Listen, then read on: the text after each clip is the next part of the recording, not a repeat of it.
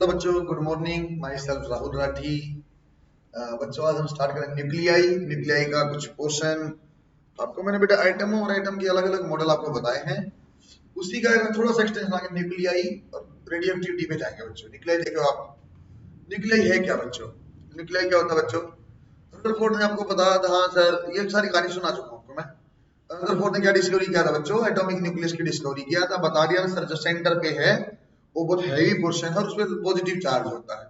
और न्यूक्लियस में क्या क्या दो चीजें होंगी सर? प्रोटॉन होगा और न्यूट्रॉन्स होंगे।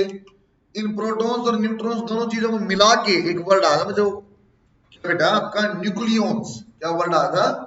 कि जो आपका न्यूक्लियस है that is made up of protons and neutrons, combined इन दोनों चीजों का नाम है बच्चों न्यूक्लियॉन्स, राइट? डिफरेंट एलिमेंट है और different number of proton and neutron. जैसे अलग अलग एलिमेंट होगा उनके अलग अलग नंबर ऑफ प्रोटॉन और न्यूट्रॉन हो सकते हैं, हम जानते भी हैं। The protons and neutrons in the most of the nuclei are bound together very tightly. Proton और न्यूट्रॉन क्या देखो बेटा, प्रोटॉन प्रोटॉन एक तो है नहीं, कोई ज्यादा भी है। सो पॉजिटिव पॉजिटिव चार्ज है कि वहां रुक पा रहा है, कोई अलग फोर्स होती होगी। शायद इलेक्ट्रोस्टैटिक वाली फोर्स क्या इतनी डोमिनेटिंग नहीं है।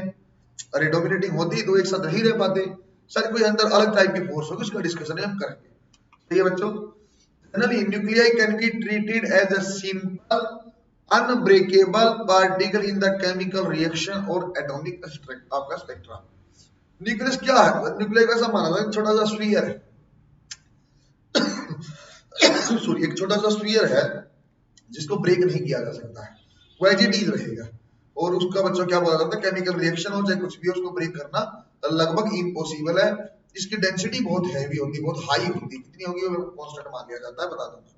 इन a nuclear reaction nucleus breaks apart और असेंबल्ड। जब न्यूक्लियर रिएक्शन, केमिकल रिएक्शन नहीं तोड़ सकता। न्यूक्लियर रिएक्शन कौन सी बेटा? जब मैं फ्यूजन और फ्यूजन की बात करूंगा, जब हाइड्रोजन बम, एटॉमिक बम की बात हो, जब बहुत ज्यादा एनर्जी की बात कर रहे हो, सो आप वहां पे क्या होता है बेटा? न्यूक्लियस आपके असेंबल भी हो सकते हैं, मर्ज भी हो सकते हैं एक दूसरे में, और ब्रेक भी हो सकते हैं। कौन सा ब्रेक होते हैं, क्या क्यों होंगे, कौन से असेंबल होते हैं, क्यों होता है, डिस्कशन मैं करूंगा धीरे धीरे। These reaction releases very large amount of energy।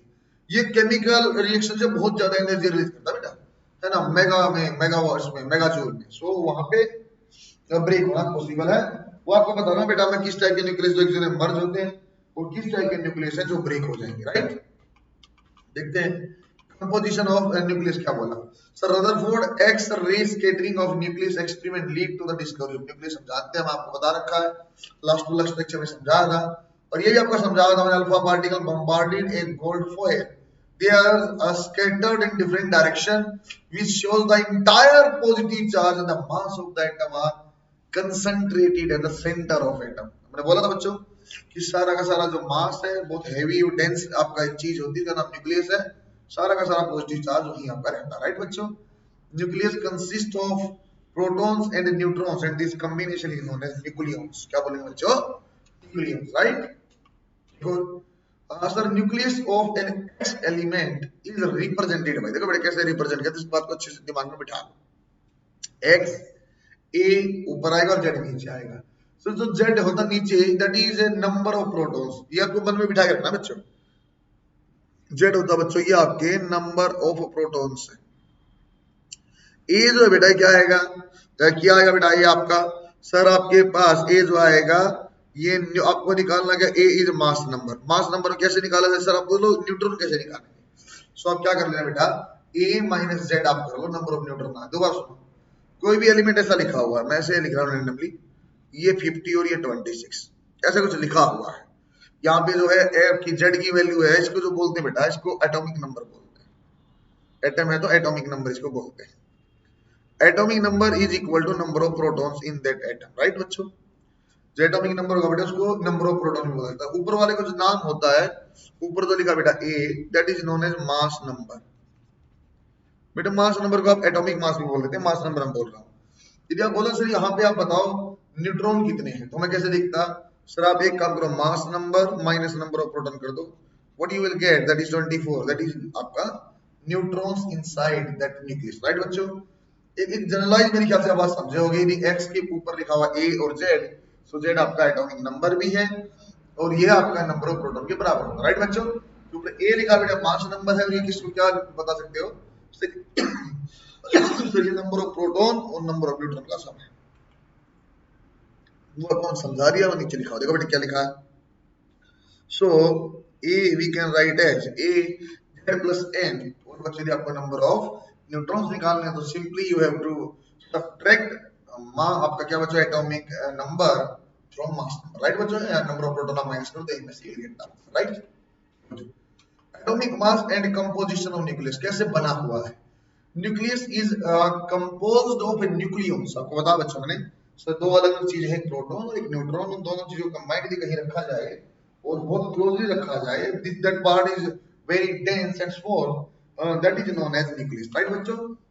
Proton का बेटा कितना सा मास आप देख रखा, प्रोटॉन का बेटा मास 1.673 10 पावर -27, सही बच्चों। और क्या होगा बेटा ये पॉजिटिवली चार्ज होता है, क्या होता है बेटा ये पॉजिटिव चार्ज होता है, प्रोटॉन जानते हैं।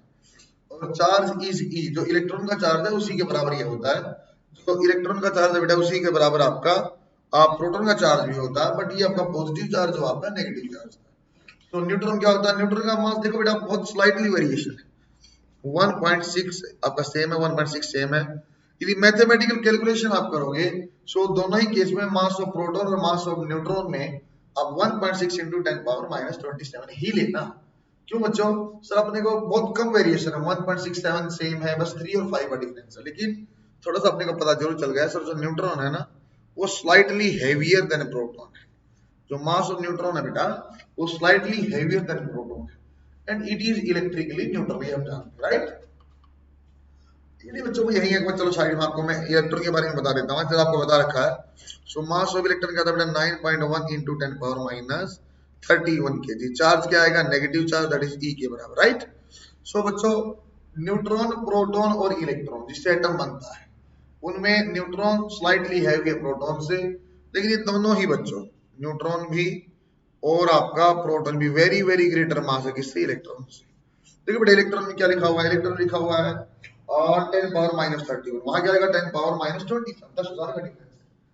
आप देख रहे हो तो दोनों ही मास वेरी स्मॉल है, लेकिन प्रोटॉन और न्यूट्रॉन इलेक्ट्रॉन से कई गुना ज्यादा भारी, right. The atomic mass of an atom is mass of nucleus plus electron. अब देखो बच्चों एटॉमिक मास को क्या बोला जाएगा सर, वो ए जो था वो मास नंबर था सर, जो आपने ए लिखा था देखो मास नंबर, और ए क्या होता है नंबर ऑफ प्रोटॉन और नंबर ऑफ न्यूट्रॉन का आप जोड़ दो, ठीक है। तो उससे आपने क्यों बोल सकते हो एटॉमिक मास भी बोल सकते हो, जबकि एटॉमिक मास में आपको इलेक्ट्रॉन भी जोड़ने पड़ेंगे। तो आपको मैंने समझाया जब आप एटॉमिक मास लेते हो बेटा, एटॉमिक मास में क्या चीजें आ गई सर, ए ले लो, ए का मतलब ले लिया प्रोटॉन और न्यूट्रॉन आपने ले लिया, प्लस इलेक्ट्रॉन भी कर लो, मास ऑफ इलेक्ट्रॉन। अरे इलेक्ट्रॉन होंगे कितने 10 20 30 50 कितने भी होंगे, तो आपका मास तो बहुत कंसिडरेबली बहुत कम है ना उनसे, किससे, मास ऑफ प्रोटॉन और मास ऑफ न्यूट्रॉन से बहुत हल्का ही है। तो इसको नेगलेक्ट करके ऑलमोस्ट बोला जाए तो आप मास नंबर को एटॉमिक मास जैसे ट्रीट कर सकते हो, बट एक्चुअली यदि बोलो एटॉमिक मास है क्या, सो एटॉमिक मास क्या होता है बच्चों, एटॉमिक मास होता है सर न्यूक्लियस का सारा मास ले लो और इलेक्ट्रॉन भी ले लो तो एटॉमिक मास आ जाएगा, right. Good. The atomic mass of different element are different, atomic mass अलग अलग एलिमेंट का अलग होता है, हम जानते हैं, कोई दिक्कत नहीं है। The periodic table contains an average value of atomic mass for each element, her element का अलग अलग एटॉमिक मास पीरियोडिक टेबल में बताया गया, आपने देखा होगा पीरियोडिक टेबल जो देखोगे H11 ऐसा, हीलियम 24 है ना बच्चों, ऐसे आप जाते रहेंगे तो आपका जैसे यूरेनियम है उसका आप जानते हो 92 235 है ना, वो अलग अलग एलिमेंट का अलग अलग कैसे लिखा गया है सर, ये क्या लिया गया है एवरेज वैल्यू, क्योंकि एक एक एटम को देख पाना मुश्किल है। So it is आपको क्या लिया गया average value of atomic mass for each element based on आपका natural abundance of each element. क्या बोला बच्चों, नेचुरली जहां से मिले ना हमें एलिमेंट उनकी देखो नेचुरली अबंडेंस कहीं कहीं ज्यादा कहीं कहीं कम, का एवरेज मास आप निकाल लो, उसके कारण एक एटम का मैं आपने फाइनली सोल्व करके बताया हुआ जो आपने लिखा हुआ है। ऐसा नहीं होगा कि मैंने एक एटम पकड़ा होगा और एक एटम को मैंने ऐसे तराजू में रखे तो ऐसा पॉसिबल ही नहीं है, एक एटम का मास ही क्या है, हम कैसे मेजर कर पाएंगे, लगभग इम्पॉसिबल है। सो इसलिए हमने बहुत सारी चीजें दिया उनकी एवरेज निकालने में बताया हुआ है। The value listed in a periodic table is mass in gram of 1 mole of atom. तो आप ऐसे देखते हो बेटा हीलियम 24 जो 4 ग्राम है ना, 4 ग्राम ये 1 मोल का है पर एटम, एक एटम का 1 मोल, और एक मोल में कोई छोटा कम नहीं होता बेटा। 1 मोल ऑफ एटम कितने पता आपको? 6 इलेक्ट्रॉन नंबर 6.022 into 10 पावर 23। इस टाइप की वैल्यू बहुत ज्यादा वैल्यू है सर। 4 ग्राम और 10 पावर 22 23 बात कर रहे हो आप, तो एक का कितना होगा? 0.0000001। अरे बहुत कम सा मास होगा। सो बच्चों इसको अपने को लिस्ट से करना पड़ेगा कि एवरेज के हिसाब से। आपको मैंने बता दिया बेटा property of proton neutron and electron, same कहानी मैंने आपको बता रखी है। एम यदि आप मास लेते हो तो केजी आपको जानी है। सर स्लाइटली ग्रेटर क्या होगा आपका? न्यूट्रॉन होगा, न्यूट्रॉन होता है चार्ज 0, प्रोटॉन में पॉजिटिव चार्ज, आपका ये नेगेटिव चार्ज। राइट बच्चों, एएमयू में आपको याद करने की कोई रिक्वायरमेंट है नहीं, हम इससे ध्यान देंगे।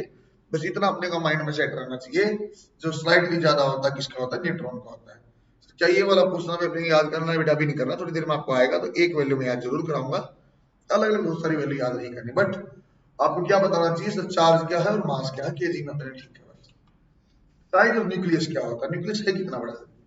इसके अंदर पता नहीं कितने प्रोटॉन न्यूट्रॉन क्या क्या घुसा दिया आपने। So what should be size of the nucleus? Nucleus का साइज क्या होना चाहिए? Size of nucleus is approximately in order of 10 power minus 15 metre. कितना होता है? Fermi level. अरे फर्मी क्या होता है बेटा? 1 फर्मी 10 पावर माइनस 15। सो फर्मी लेवल की बात कर रहे हो। सो इतू छोटा सा न्यूक्लियस होता है, उसके अंदर इतना बड़ा बवंडर मचा रखा आपने, समझे क्या? So very small distance, Fermi level 10 power minus 15, right? Size of nucleus was estimated in terms of distance of closest approach of alpha particle in Rutherford X-ray scattering। तो बोले रदरफोर्ड मॉडल से आपने क्या क्या पता लगा था?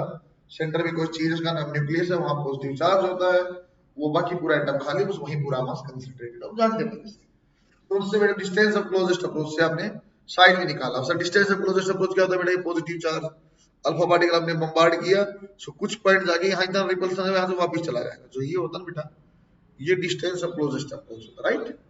If alpha particle with the initial kinetic energy E approaches a target of atomic distance atomic number Z number के E kinetic energy alpha particle से Z नंबर वाले के सामने।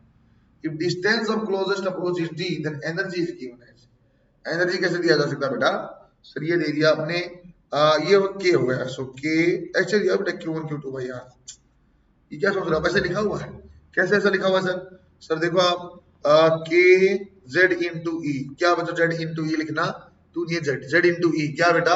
सर ये वो नंबर ऑफ प्रोटॉन्स हैं जेड, और E1 का चार्ज है, सो एक Q1 क्या हो गया? जो न्यूक्लियस का चार्ज है, और अल्फा पार्टिकल चार्ज क्या होता है? 2E divide by D. अरे वही तो हमने सोल्व करके यहाँ लिखा हुआ है। सो एनर्जी की टेंशन नहीं लेना, इलेक्ट्रोस्टैटिक हम जानते हैं के Q1 Q2 by R, similar इसी टाइप की चीज यहाँ भी बनाई हुई, राइट? ओके, अब अपने पास एक इंपॉर्टेंट चीज आ रहा है, radius R of the nucleus of mass number A is given by, radius कैसे देंगे बच्चों?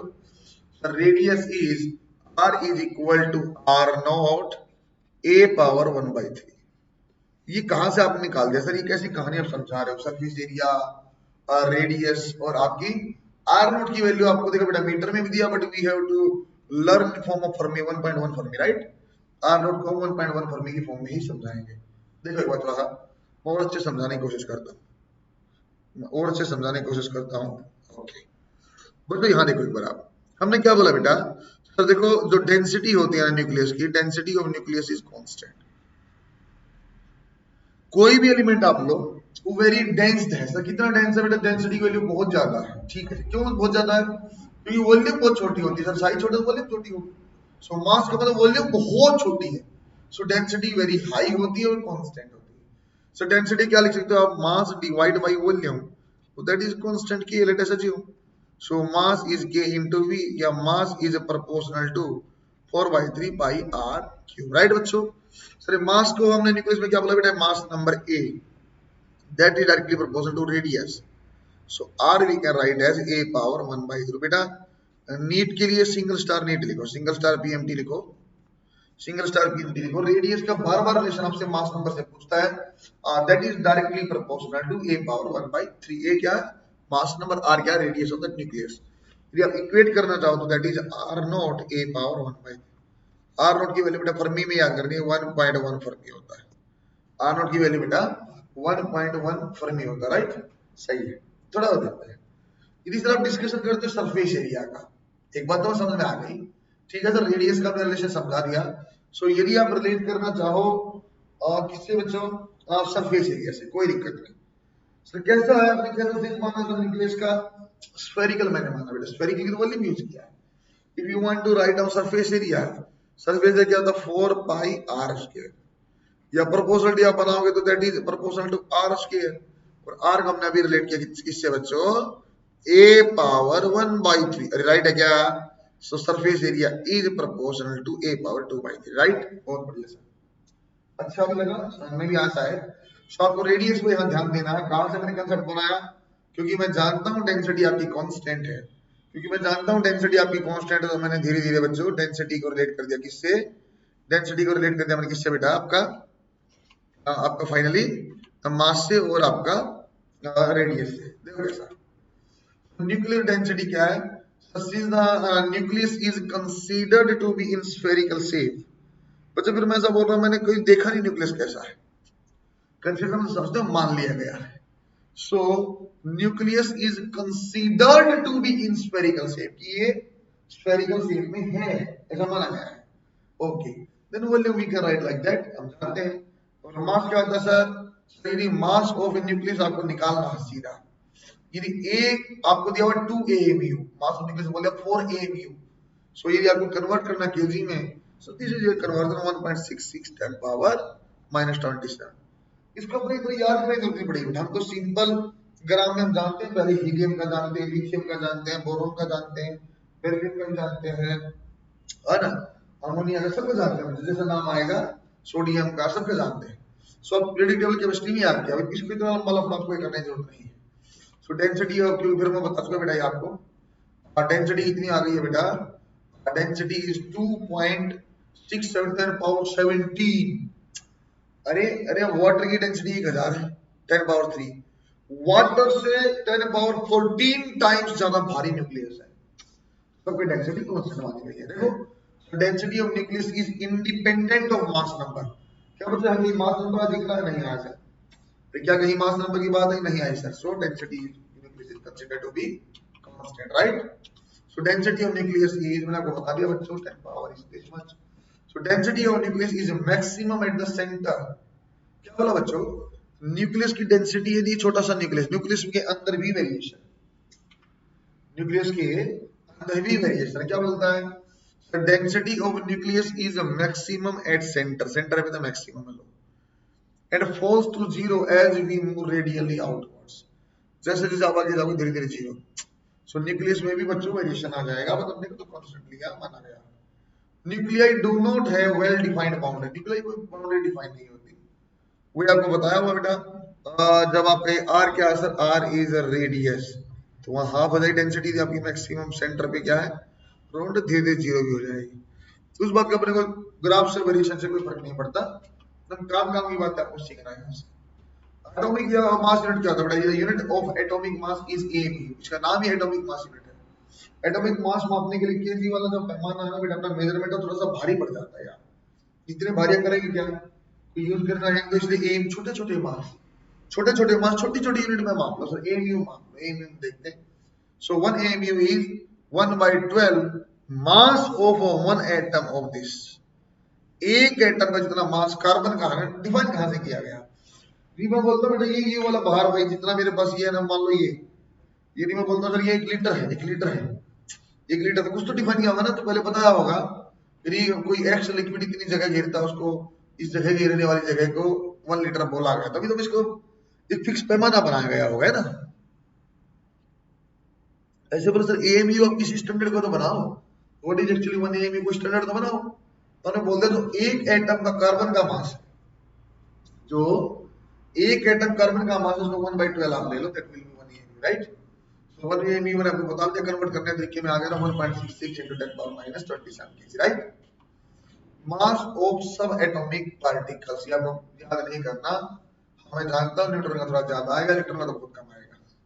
1 AMU is close to mass of hydrogen atom।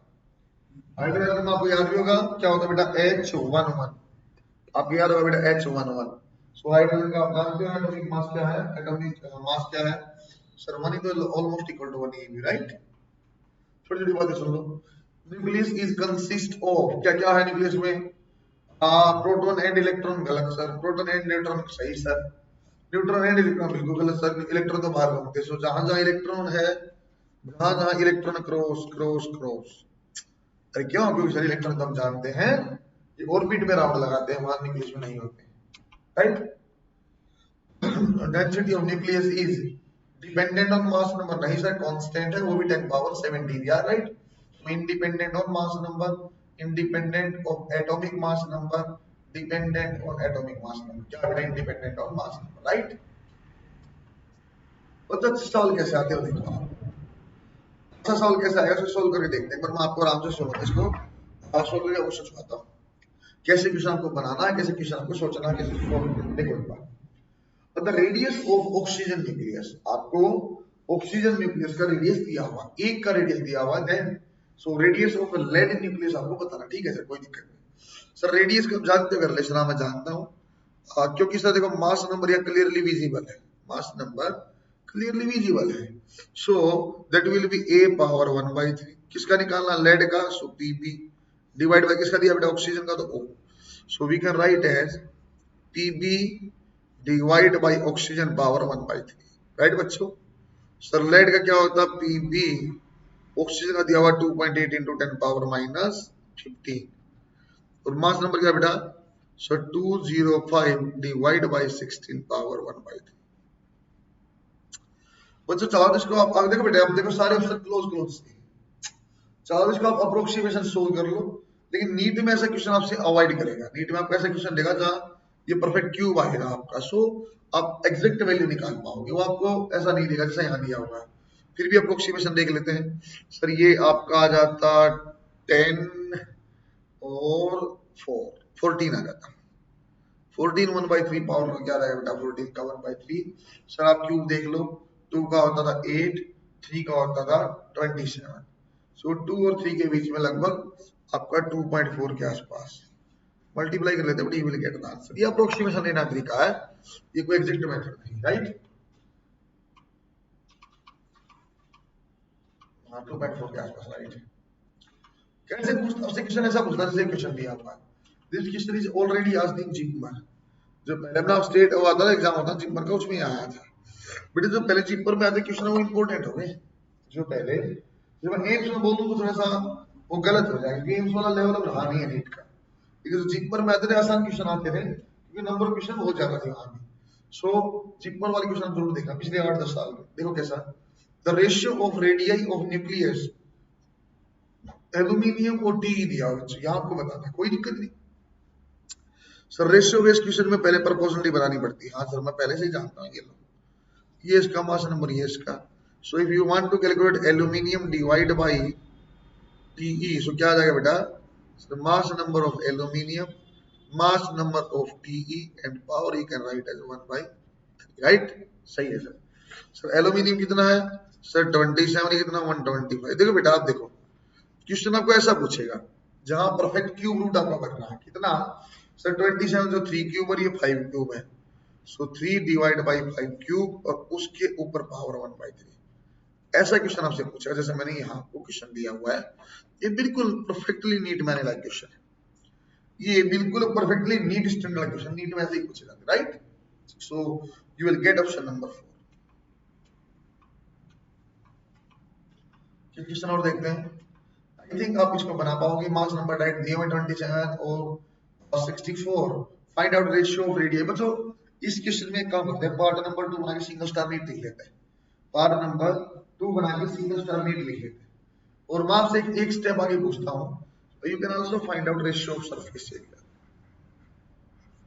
आप बच्चों सरफेस एरिया की रेशियो भी बताओ, कैसे बता पाओ, कोई दिक्कत नहीं सर। रेडियस की जान जाएंगे sir, radius is a power 1/3, similar question में करा रहा हूं क्योंकि ऐसा क्वेश्चन नीट में आने की संभावना बहुत ज्यादा है इसके न्यूक्लियाई से, so r1 by r2 you will get as a1 by a2 power 1/3, बहुत अच्छे सर। सर ये 27 डिवाइड बाई 64 पावर आ गया 1/3, सर ये 3 डिवाइड बाई 4 क्यूब और ऊपर 1/3, Answer is 3/4, right? So this is the ratio of your radius. So what should be a ratio of surface area? So surface area क्या ratio आएगी, है ना? Surface area ratio बता देना, कोई नहीं, अरे surface area खुद ही directly proportional to r square है. So S1 by S2 R1 by R2 power 2 3/4 square कितना आ जाएगा 9/16. अरे सही है क्या? कुछ भी पूछे बेटा, जो वेरिएशन है बेसिक वो मैं जानता हूँ, अपने कोई टेंशन नहीं होगी, राइट?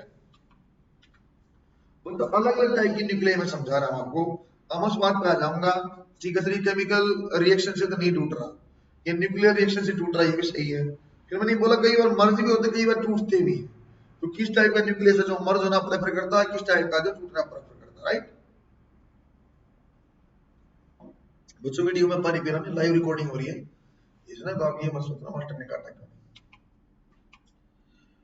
देखो बेटा, एक होता है आइसोटोप. आइसोटोप क्या होगा बच्चों? आइसोटोप होता है बेटा जिसका, आइसोटोप में क्या होगा बेटा, जिसका सेम एटॉमिक नंबर होगा.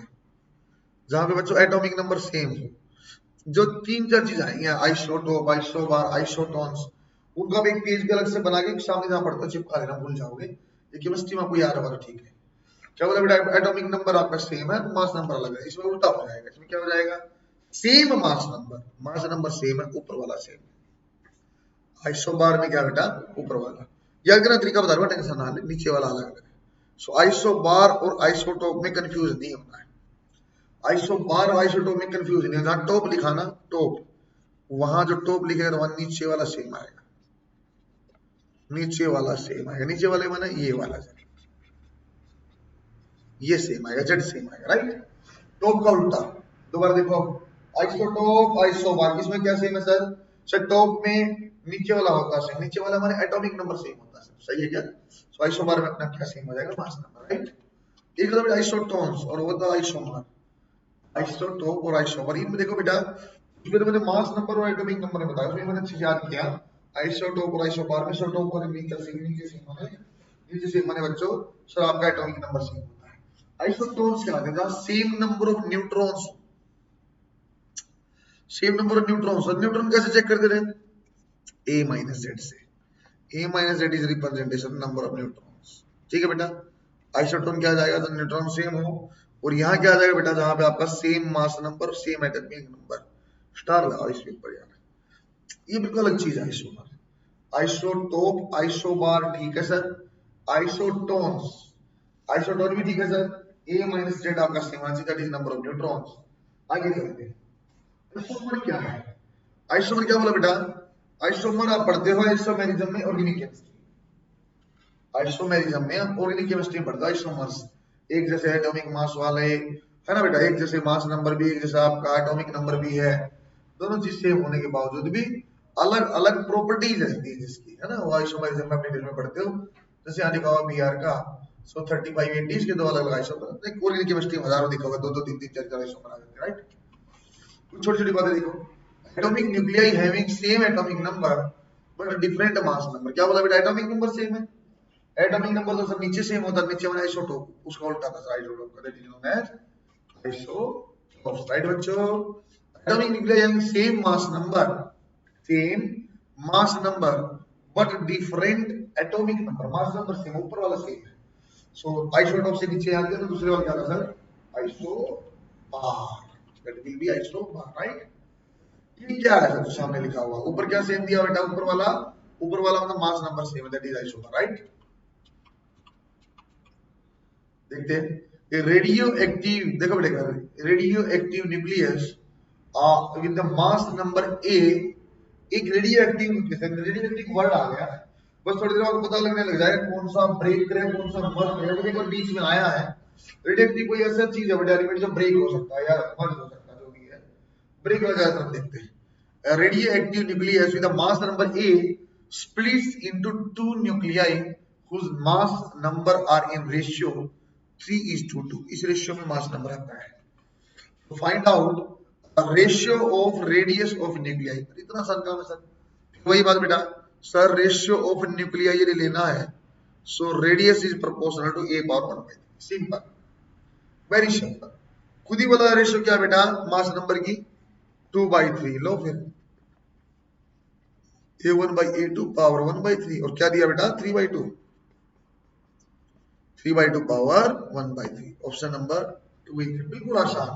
अब तुम सोच के डर जाते सर रेडियस तो आपने बोला ही नहीं, तो कहां से पूछ रहे, तो अलग बात है, otherwise it is also very simple based on direct calculation, right. देखते हैं आप लोग कितने बना पाओगे, आप लोग साथ में इसको पोज करके ट्राई करो। 1 2 3 पोज किया होगा आपने, दोबारा करो। Okay 3 2 good. Let us discuss about this. In nucleus X कोई न्यूक्लियस दिया 235, जानते हो शायद यूरेनियम की बात कर रहा है। Splits into two nuclei having the mass number in the ratio this radius. क्या दिक्कत है, नहीं मास नंबर की रेशियो दिया है, सो रेडियस में रेशियो में दिक्कत ही क्या है।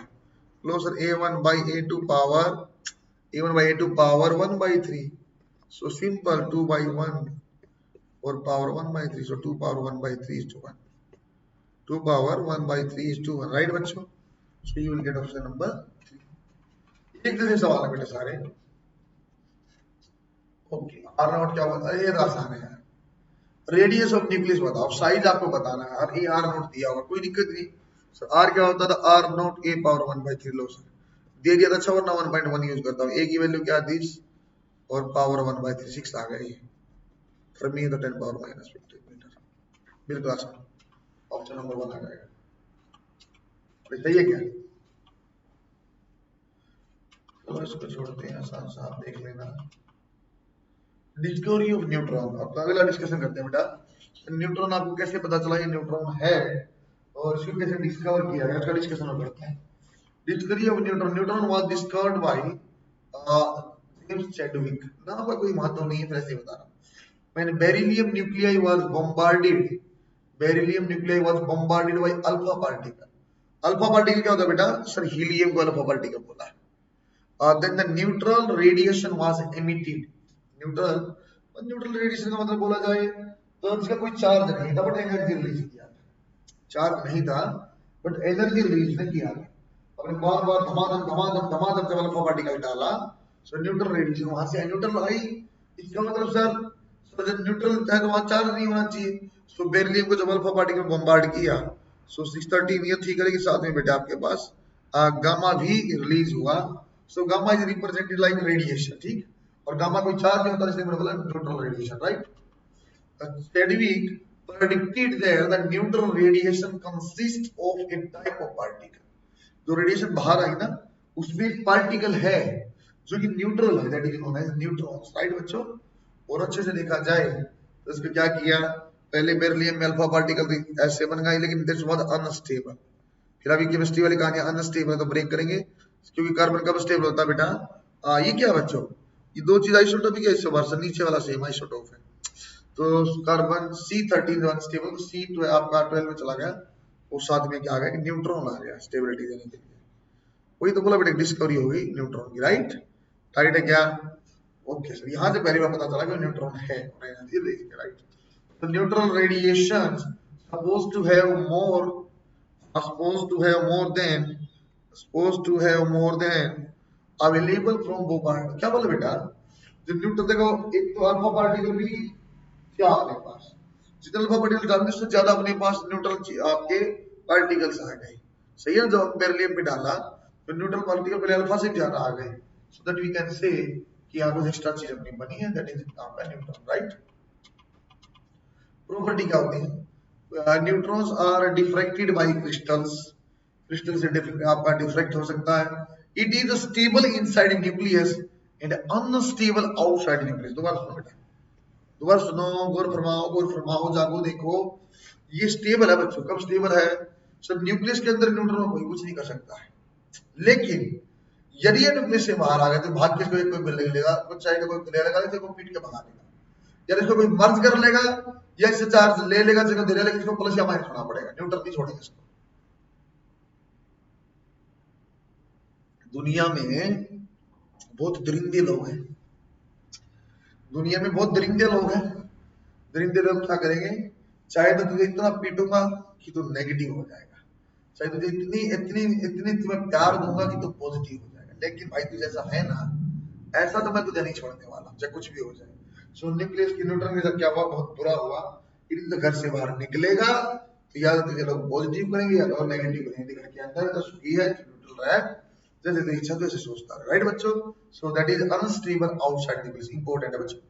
its half period its half life period is about 1000 second, 1000 second के अबाउट इसकी हाफ लाइफ है। हाफ लाइफ मतलब सर ये हाफ होता चला जाएगा, हाफ अमाउंट होती चली जाएगी, है ना। That we will discuss later on in radioactivity. Indicate by the following process. कैसे हो गया सर, या तो आप न्यूट्रॉन में क्या करोगे, न्यूट्रॉन का बन जाएगा हाइड्रोजन और एक इलेक्ट्रॉन आपका रिलीज हो जाएगा। सो न्यूट्रॉन खत्म होगा, इलेक्ट्रॉन बन गया। Actually its mass is nearly equal to proton, जानते हैं। The composition of nucleus can be now described using the following terms and symbols. Z atomic number है, number of protons है, मैं बता चुका हूँ। N neutrons है, number of neutrons है। A is the mass number और Z plus N क्या होता है बच्चा आपका, Z plus N आपका A होता है। N आप निकालोगे that will be A minus Z, बहुत पहले से आपको समझा है। फिर बात देख रहे हैं। Neutron are particles, so they cannot deflect by electric and magnetic field। कैसा होना चाहिए बेटा, ये कैसे न्यूट्रली चार्ज, कैसे बच्चे ये न्यूट्रली चार्ज पार्टिकल, राइट।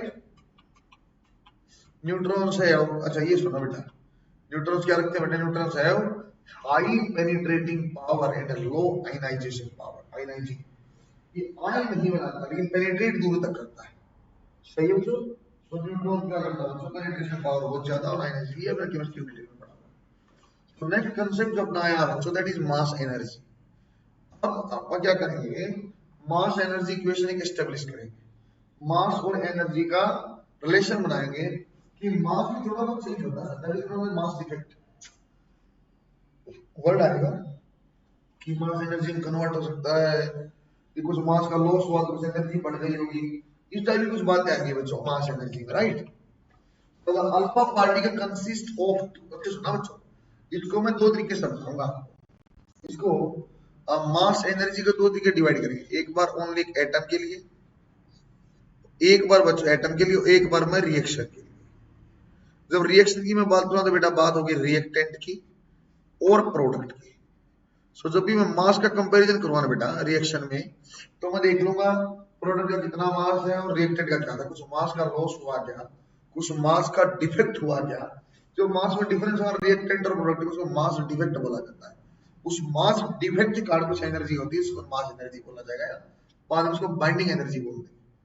जब एक एटम की विधि ने एक एटम की बात करी, जैसे एक एटम की मैं बात करता हूँ, अल्फा पार्टिकल लिया हुआ है, तो हीलियम 24। सो हीलियम का देखो बेटा क्या हीलियम में सर, दो तो प्रोटॉन है और दो न्यूट्रॉन है, तो दो प्रोटॉन प्लस दो न्यूट्रॉन आप करोगे ना। सो जितना ये मास होगा ना बेटा, एक्चुअली हीलियम के न्यूक्लियस का मास उससे थोड़ा सा ज्यादा है, एक्चुअल मास तो थोड़ा सा ज्यादा है। सो ऐसा क्यों, सो कारण तो वो भी ठीक है इलेक्ट्रॉन, लेकिन वो इतना बड़ा कारण नहीं है, उसके कारण मास डिफेक्ट आना है। क्या डिफेक्ट हुआ, अल्फा पार्टिकल कंसिस्ट, अब मैं एटम का समझाने लगा हूं। Alpha particle consist of two proton and neutron, the mass of actual alpha particle is 4.0015 you are AMU, right बच्चों। But total mass of individual particles, जब सारे पार्टिकल आप जोड़ोगे ना बच्चों, जब सारे पार्टिकल आप जोड़ लोगे, अल्फा आपका प्रोटॉन न्यूट्रॉन इलेक्ट्रॉन, तो मास कुछ अलग है। इंडिविजुअल को जोड़ते कुछ ज्यादा मास है, जबकि कंबाइंड न्यूक्लियस का मास थोड़ा सा कम है। ऐसा क्यों, so the difference in about two masses is due to binding energy of alpha particle. क्यों आया सर, सिर्फ किसी ने अल्फा पार्टिकल बाइंड में तो रखा हुआ है। बाइंडिंग एनर्जी क्या होती है, विशेष एनर्जी दे दिया, तो ये आपकी जो आपके जो आपके इलेक्ट्रॉन या प्रोटॉन आपके जो बाइंडेड है वो अलग अलग हो जाएंगे, ये पास में नहीं रहेंगे। So binding energy that is mass defect delta, मतलब चेंज इन मास को mass defect into c square, mass defect into c square. एक यहां टर्म बनेगी जो आपने याद करनी है, वो आपका 931 वाली, थोड़ी देर में। और अल्फा पार्टिकल मास कितना है बेटा, 0.0305 mu, so binding energy will get -28.4 mega electron volt. So ठीक है, मेगा इलेक्ट्रॉन वोल्ट 10 पावर 6 है, लेकिन ये 1.6 और ये भी तो आपकी 10 पावर -19 है, तो 10 पावर -30 जूल में तो बहुत कम। छोटे साइज की तो बात कर रहे हैं, इसलिए वहां ज्यादा लगने लग जाएंगे। Alpha particle has lower energy than the collection of alpha particle has lower energy than the collection of separated proton and neutron. अलग अलग एनर्जी जो प्रोटॉन और न्यूट्रॉन के पास उससे कम रहती है, वो जो डिफरेंस है that is binding energy, right बच्चे। In the proton in the nucleus are charged particle. Proton क्या बच्चों, सर प्रोटॉन जो चार्ज्ड पार्टिकल है, they have a potential energy associated with them. क्योंकि चार्ज पार्टिकल है तो नो डाउट पोटेंशियल एनर्जी भी होगी, ठीक है sir. This is very large, ये बहुत ज्यादा होती है potential energy as compare to atomic scale energy around 10 electron volt. अरे एटॉमिक स्केल क्या है 10 इलेक्ट्रॉन वोल्ट, जब मैं कहां बात कर रहा हूं मेगा इलेक्ट्रॉन वोल्ट की। सो जो वो आपके आएंगे वो बहुत ज्यादा एनर्जी, राइट बेटा। This is much larger than the energy is associated with electron molecular chemical rate, सबसे अलग है, सबसे ज्यादा है। So electric potential energy of proton in the nucleus is order of mega electron volt. Mega सिर्फ mega थोड़ा इस mega electron volt भी 10 पावर माइनस 13, लेकिन एक्चुअली क्या था 10 पावर माइनस 19, उससे तो बेटा मिलियन आगे हो गया ना, उससे मिलियन टाइम्स हो गया ना, इसलिए बहुत ज्यादा।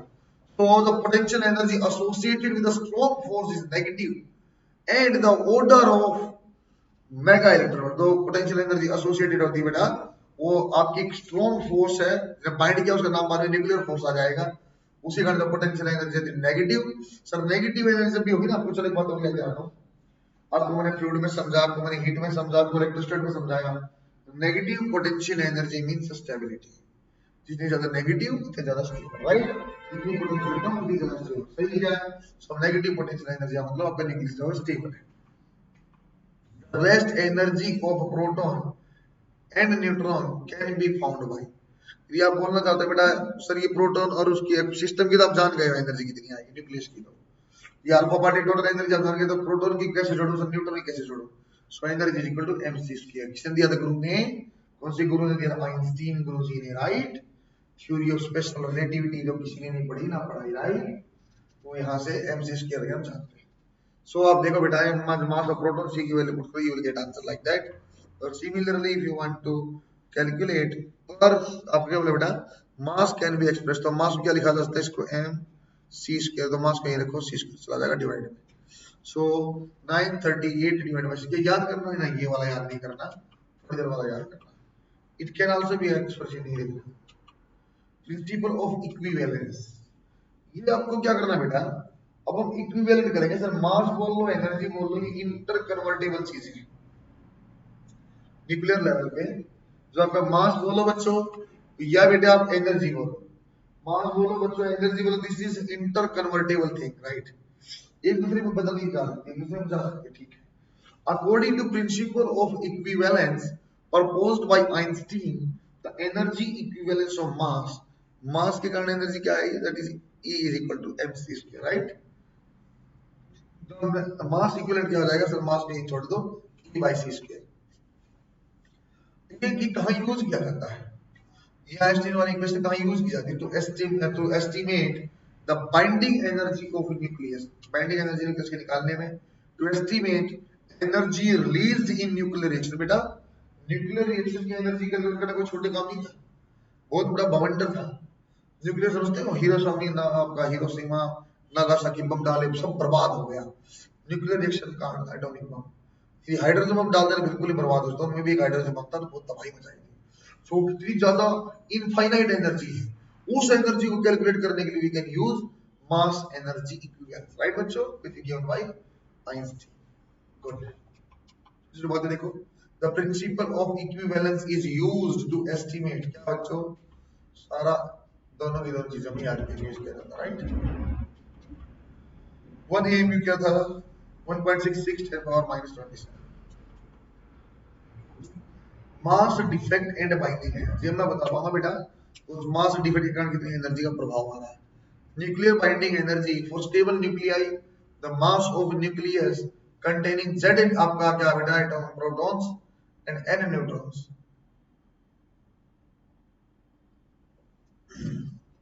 तो स्टेबल न्यूक्लियस, स्टेबल कौन सा होगा बच्चों, the mass of nucleus containing N neutrons and Z protons is less than total mass of isolated. जब बच्चों न्यूक्लियस का मास की दो चीज आ गई, मैं किसकी बात कर रहा हूं बच्चों, आपको बोला बेटा मैं एटम और रिएक्शन अलग तरीके से पढ़ाऊंगा।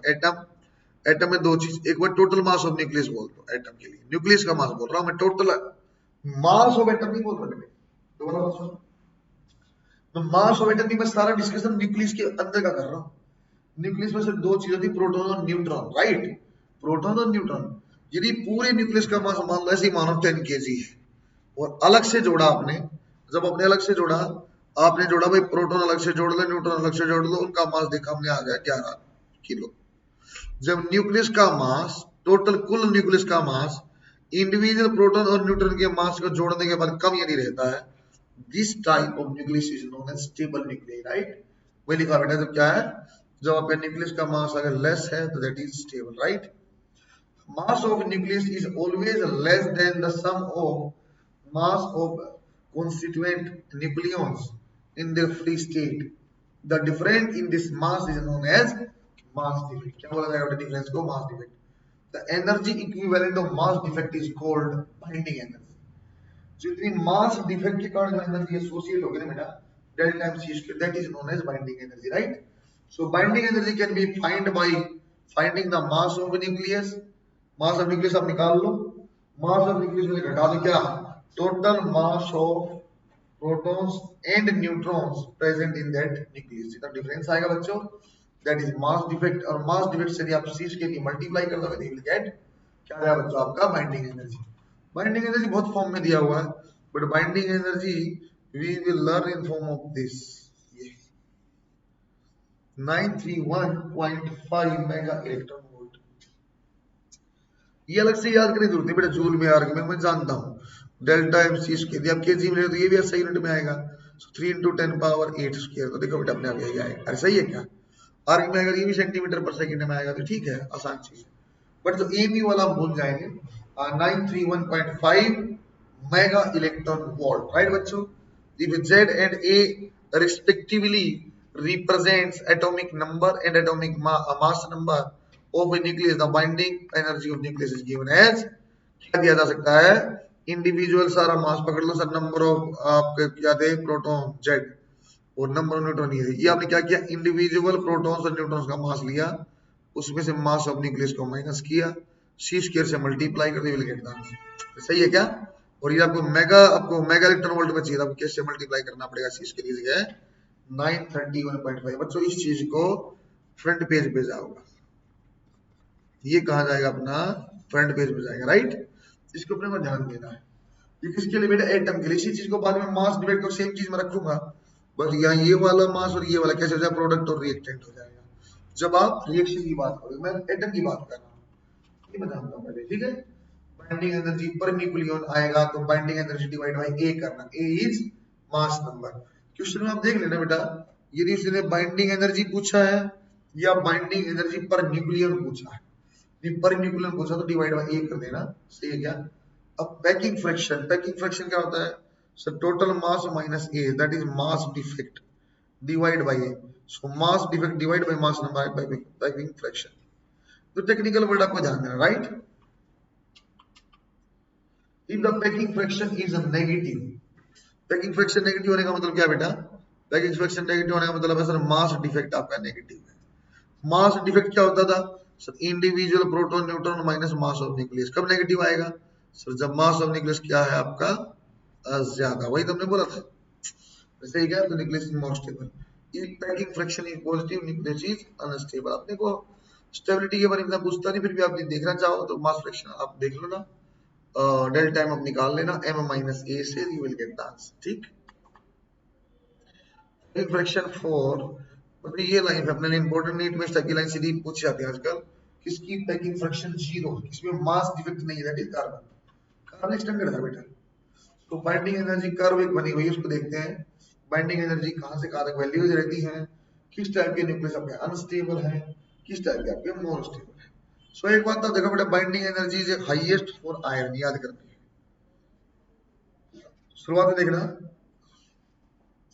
जब मास नंबर बहुत कम है सो वहां पे बाइंडिंग एनर्जी बहुत, लेकिन रैपिडली एकदम यहाँ तक चली गई बेटी, जाने के बाद ना आपका जब ये लगभग 14-15 हो गया, 15-16 के बाद तो ऑलमोस्ट ही सेम रही, कार्बन 120, फिर थोड़ी सी कम हुई।